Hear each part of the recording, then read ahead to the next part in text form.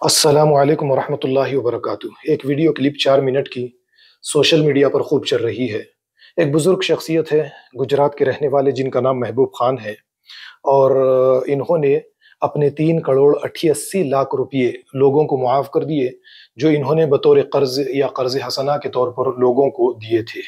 ایک عجیب و غریب واقعے کے بعد میں انہوں نے اتنی بڑی رقم معاف کر دی۔ یہ خود اپنی زبان سے یہ کہتے ہیں کہ میں نماز پڑھنے کے لیے مسجد کو گیا تھا، اور میں جیسے ہی مسجد میں نماز کے لیے داخل ہوا، ایک شخص جس سے میرے 1 لاکھ روپئے، جس کو میں نے بطور قرض حسنہ دیے تھے، اس سے واپس آنے تھے، اس نے مجھے دیکھتے ہی نماز کو چھوڑ کر مسجد سے بھاگ گیا۔ یعنی نماز ادا نہیں کی، ڈر اور خوف سے کہ یہ بزرگ پیسوں کا سوال کریں گے، اس خوف سے اس نے نماز بھی ادا نہیں کی اور وہ مسجد سے نکل کر بھاگ گیا۔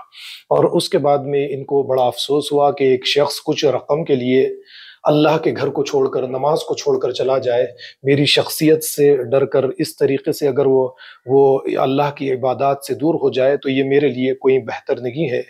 اور اس کے بعد میں انہوں نے اس بات کا اعلان کیا کہ میں آج اللہ کو حاضر و ناظر رکھ کر اس بات کا اعلان کرتا ہوں کہ جن جن لوگوں سے میرے پیسے لاکھوں روپئے جو آنے، 3 کروڑ 88 لاکھ روپئے میرے جو آنے کے ہیں، یہ تمام کے تمام پیسوں کو میں لوگوں پر معاف کرتا ہوں۔ میں اپنا قرضہ لوگوں پر معاف کرتا ہوں۔ یہ کوئی معمولی بات نہیں ہے۔ 3,000، 30,000، 3 لاکھ، 30 لاکھ کی بات نہیں ہے، بلکہ 3 کروڑ 88 لاکھ روپئے اس بزرگ شخصیت نے معاف کیے ہیں۔ اور دیکھیے، واقعہ بھی کوئی معمولی واقعہ نہیں ہے کہ ایک آدمی جب مسجد سے نکل کر چلا گیا اللہ کی عبادت کیے بغیر، تو آپ کے دل کو بڑی تکلیف ہوئی۔ اللہ رب العالمین اس بزرگ شخصیت کو اس کا بڑا بہترین بدل عطا کریں گے۔ اور جیسا کہ ایسا یہ ہونا بھی چاہیے کہ لوگوں کے اندر یہ چیز ہونی چاہیے کہ وہ قرض تنگ دست لوگوں کے ساتھ آسانیاں پیدا کرے، ان کو سہولت فراہم کرے، ہو سکتا ہے تو وہ اپنے قرض کو معاف کر دے، یہ ہونا چاہیے۔ لیکن ہماری اپنی سوسائٹی میں یہ چیز نہیں ہے، بلکہ چھوٹی چھوٹی رقم کے لیے برے برے القاب سے دوسروں کو نوازنا، ماں بہن کے گالیاں دینا، یہ چیز عام ہو چکی ہے۔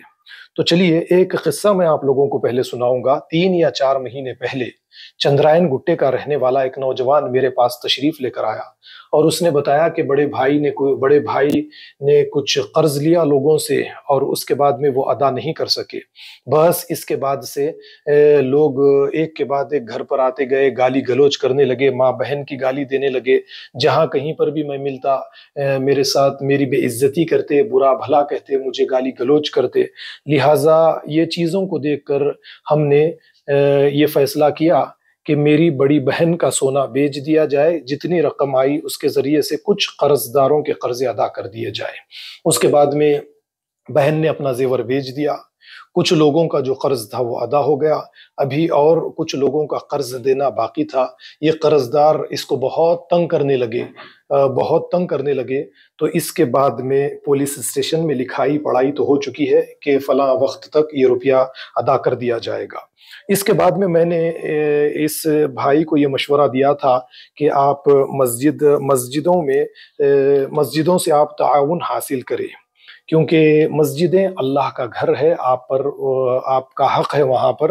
اور اللہ رب العالمین نے جیسے قرآن کریم سورہ توبہ میں آیت نمبر 60 میں یہ فرمایا، وَفِي الرِّقَابِ وَالْغَارِمِينَ، کہ زکوٰۃ، خیرات، صدقات کا مال جو ہے یہ قرضے اتارنے کے لیے بھی ہے اور گردنوں کو آزاد کرنے کے لیے بھی ہے۔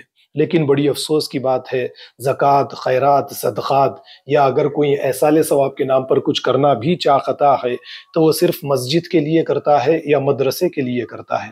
اس سے ہٹ کر اس کی نگاہ لوگوں کی مدد کرنا، جن کی زندگیاں رک چکی ہے ان کی زندگیوں کو تھوڑا سا دھکا دینا، اس طرف اس کا ہمارا دماغ، ہم مسلمانوں کا دماغ جاتا ہی نہیں ہے۔ آپ ذرا غور کیجئے کہ اللہ رب العالمین نے ہمیں بے انتہا مال دیا ہے، اس مال کا ہم صحیح طریقے سے استعمال کریں، قرض داروں کی مدد کریں، زکوٰۃ کے مال کے ذریعے قرض داروں کے لیے آسانیاں ادا کریں، ان کے قرضے پھیرے۔ یہ ایک دین کا حصہ ہے۔ اور اس کے علاوہ آپ یہ دیکھیے کہ جیسا کہ اللہ کے نبی صلی اللہ علیہ وسلم کا بھی فرمان ہے، حدیث ہے، ابن ماجہ میں ہمیں یہ حدیث ملتی ہے۔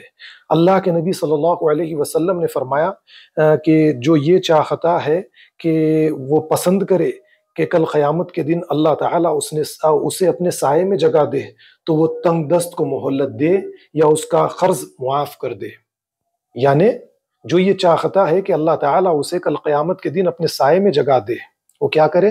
کوئی آدمی تنگ دست ہے، کاروبار دگی ہے، نوکری چلی گئی ہے، قرضوں میں ڈوبا ہوا ہے، اور قرض ادا کرنے کے لیے کوئی سورس اس کے یہاں پر دگی ہے، اور کوئی معمولی 20,000 30,000 50,000 اگر قرض اس کے اوپر چڑھا ہوا ہے تو اسے معاف کر دے۔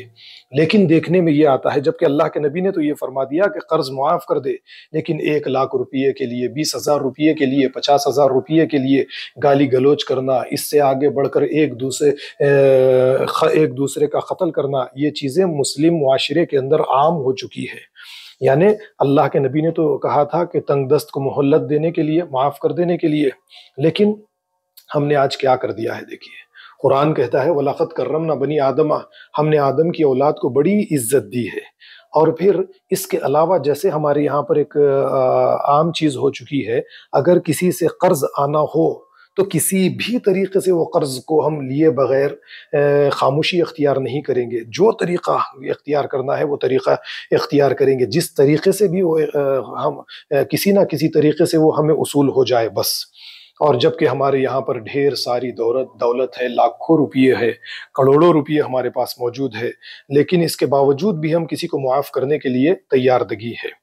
اللہ کے نبی صلی اللہ علیہ وسلم نے یہ فرمایا تھا، اللہ کے نبی صلی اللہ علیہ وسلم کی ایک حدیث مجھ کو یہاں پر یاد آئی۔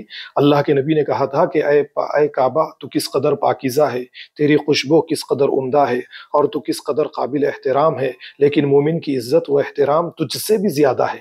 اللہ تعالیٰ نے تجھ کو قابل احترام بنایا، اور اسی طرح مومن کے مال اور خون اور عزت کو بھی قابل احترام بنایا۔ ذرا آپ غور کیجئے، خانہ کعبہ سے زیادہ احترام انسان کا بتایا گیا ہے، اس کی عزت، اس کے خون کا احترام یہاں پر پیش کیا گیا ہے، لیکن ہمارے یہاں پر کسی انسان کی کوئی عزت ہی نہیں ہے۔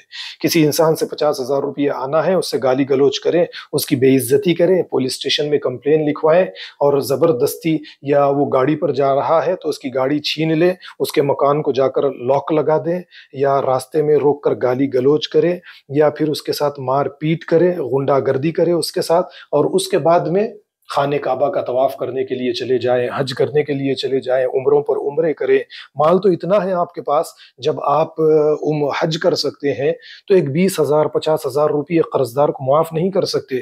آپ نے کئی عمرے کر لیے اور اس کے بعد پھر عمرہ کرنا چاہتے ہیں، لیکن کوئی 50,000 آپ کا قرض دینا ہے تو اس کو قرض معاف کرنے کے لیے آپ تیار نہیں ہے، اور شادی کے موقع پر، شادی ولیمہ کے موقع پر لاکھوں روپیے خرچ کرنے کے لیے تیار ہے، کسی کو قرض معاف کرنے کے لیے تیار نہیں ہے۔ 1,00,000 1,50,000 لاکھ 2,2 لاکھ کے موبائل ہے آپ کے یہاں پر، آپ کی اولاد کے یہاں پر، آپ کی بیوی کے یہاں پر، لگژری آپ کی لائف ہے، کسی سے کچھ پیسے قرض آنا ہے تو ان کو معاف کرنے کے لیے تیار نہیں ہے۔ تو یہ اگر حال رہے گا تو یقین مانیے کہ اللہ رب العالمین کبھی ہمیں معاف نہیں کریں گے، اور جو دولت اللہ نے ہمیں دی ہے یہ دولت کو ہم سے چھین لیں گے۔ ٹھیک اسی طریقے کا واقعہ آج سے 15 سال پہلے بھی ایک نوجوان سے میری ملاقات ہوئی تھی، وہ بھی ایک 10-12 لاکھ روپیے